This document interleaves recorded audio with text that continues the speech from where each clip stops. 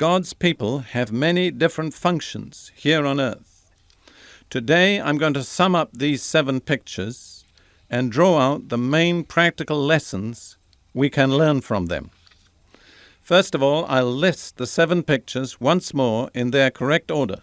Number 1, the assembly. Number 2, the body. Number 3, the workmanship. Number 4, the family. Number 5, the temple. Number 6, the bride. Number 7, the army. Now I'll go through each picture in turn and underline the 2 main lessons that we learned from each. In each case, you'll remember, we looked for 2 practical applications from each picture.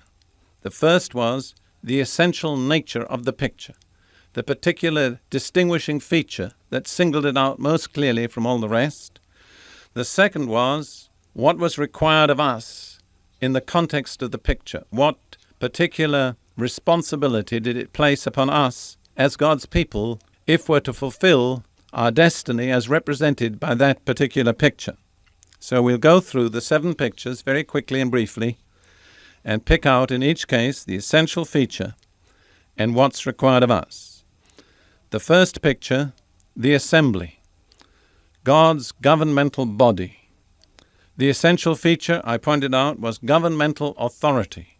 The church is God's representative body on earth through which, by spiritual power and authority, he rules the nations and brings his purposes to pass. What is required of us? I think if we think in terms of a political governing body, the thing that comes to me is respect for order. I don't believe we're fit to govern if we don't have respect for due order. We can't govern the universe until we've learned to govern ourselves. That means order in our conduct, and particularly, I think, in our relationships one to another. And here's an area where we've got a lot of work to put in. The second picture, the body. The essential feature, the agent of Christ's will. We looked at that scripture in Hebrews chapter 10, where Jesus speaks prophetically through the Psalms and says, "Lo, I come to do thy will, a body hast thou prepared for me." So we see that the function of the body was to do the will of the one for whom the body was prepared. And as the body of Christ, our function is to do the will of Christ in the earth. We're his agents to carry out his redemptive purposes. He's the head and we're the other members of the body. And you remember Paul said in 1 Corinthians chapter 12, the head cannot say to the feet, "I have no need of you." Jesus depends on us as the members of his body to carry out his redemptive purposes in the earth. He's not going to preach the gospel anymore. We're going to preach the gospel. He's not going to heal the sick. We're going to heal the sick. We are his hands, his feet, and so on. What's required of us? I think we have to recognize that as members of the one body, we're all different. We've got different functions, different characteristics, but we're interdependent. I think that's the main emphasis in the New Testament teaching on us as members of the body, that we cannot say to one another, "I don't need you." We're interdependent, different, diverse, but interdependent. And the unity of the body only becomes effective when we recognize that. The third picture, the workmanship. I called it God's creative masterpiece. I pointed out that the essential feature was that it was the revelation to the universe of God's creative genius, to the principalities and powers in the heavenlies. Now by the church is being made known the manifest, the many-sided wisdom of God. It represents God's creative genius at its highest point. What's required of us to be part of this masterpiece? Well, the word I picked on was yieldedness. If we're a word in a poem, we've got to be the right word in the right place, rightly related to all the other words. If we're a note in the music, we've got to be in the right place. If we're an instrument in the orchestra, we've got to play according to the score.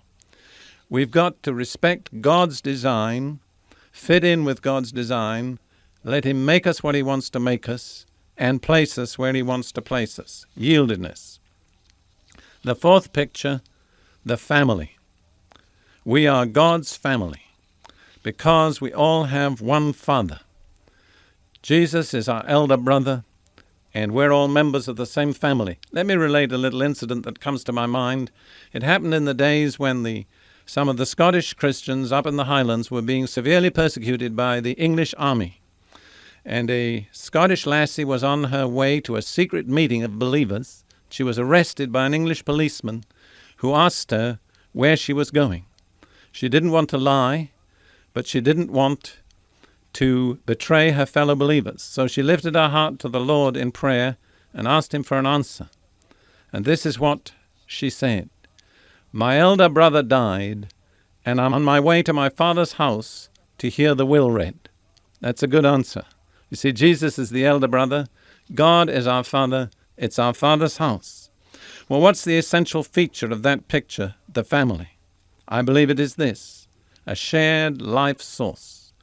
God the Father is the life source of all of us. And we are together in that family, not as an institution, not as an organization, but what we have in common is a shared life source. And what's required of us? I suggested mutual acceptance. Jesus calls us his brothers because God calls us his sons. And if God calls our fellow believers his sons, we have to call them our brothers. That's not always easy. I pointed out, you choose your friends, but you don't choose your family. But still, we have to accept one another. The fifth picture is the temple, God's dwelling place. Paul says, we are the temple of the living God. In previous dispensations, God always asked his people to provide him a dwelling place. First it was the tabernacle of Moses, then the temple of Solomon, and then another temple in the return from the Babylonian exile. So God always requires a dwelling place, but all of these were purely temporary. They did not last. Ultimately, they were all destroyed.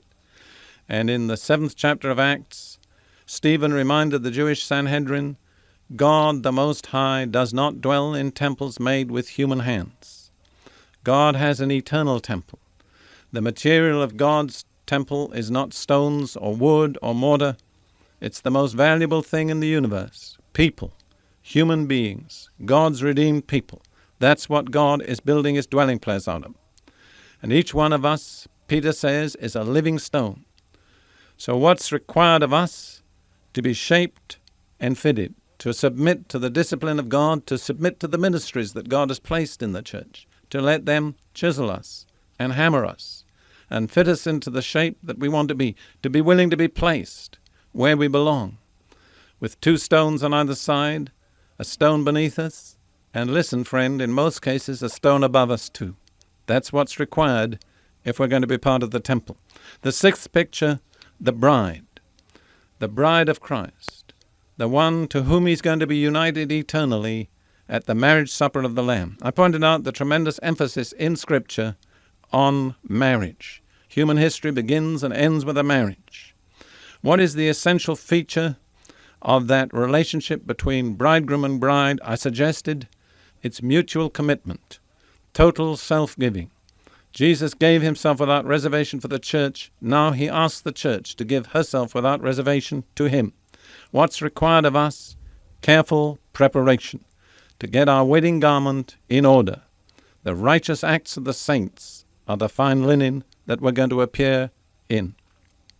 The 7th picture, the army, a demonstration of God's invincible power, pitted in relentless warfare against the spiritual kingdom of Satan, equipped with spiritual weapons that enable us to cast down Satan's strongholds, liberate his captive, and win this world for our Lord and Savior, Jesus Christ. In that army, what's required of us? I think the answer is clear: military discipline.